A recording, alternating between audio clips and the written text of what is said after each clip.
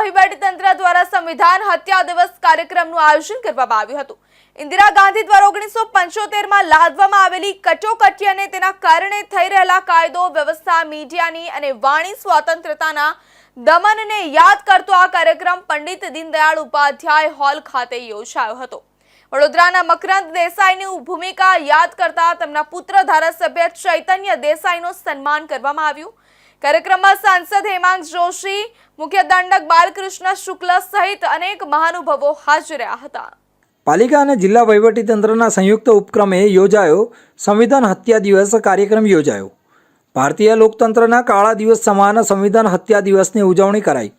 આજથી 50 વર્ષ પૂર્વે ઇન્દિરા ગાંધીની કોંગ્રેસ સરકારે દેશમાં કટોકટી લાદી હતી। કાયદો વ્યવસ્થા, મીડિયા અને વાણી સ્વતંત્રતાના અધિકારોનું હનન થયું। એ કાળા દિવસોને યાદ કરવા અને નવી પેઢીએ કાળને જાણી શકે તે માટે રાજ્ય સરકાર દ્વારા આ કાર્યક્રમનું આયોજન કરવામાં આવ્યું હતું। કટોકટી સમયે શરૂ થયેલા નવનિર્માણ આંદોલનમાં વડોદરાની ભૂમિકા પણ મહત્ત્વની હતી।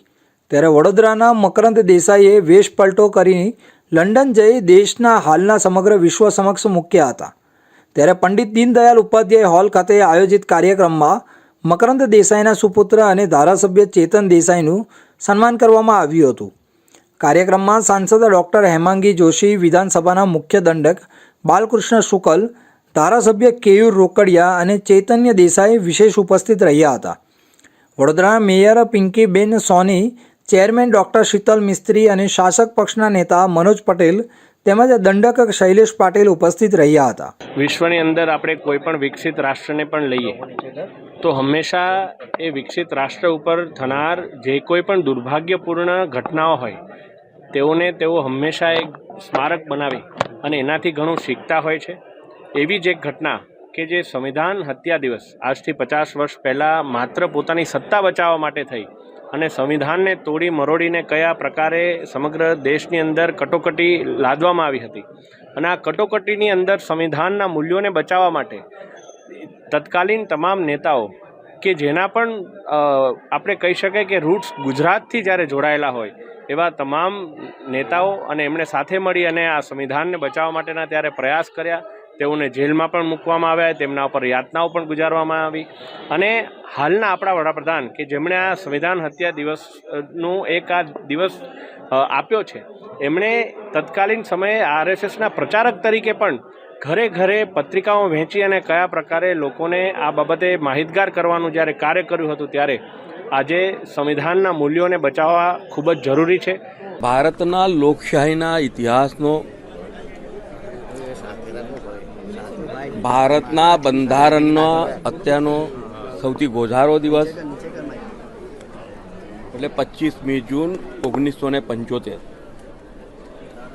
એક એવી ઘટના કે જેને આજે પણ દેશ ભૂલી શકતો નથી અને કોઈ એક વ્યક્તિના વ્યક્તિગત સ્વાર્થ હેઠળ, સ્વાર્થ માટે થઈને કોર્ટના ચુકાદાને પણ કચડી નાખીને બંધારણના કલમ 38, 39 અને 42નો દુરુપયોગ કરીને સાથે સાથે આ તમામ જે ન્યાયિક સમીક્ષા થાય કે ભવિષ્યમાં ચર્ચા થાય તેમાંથી બાકાત કરવા માટે થઈને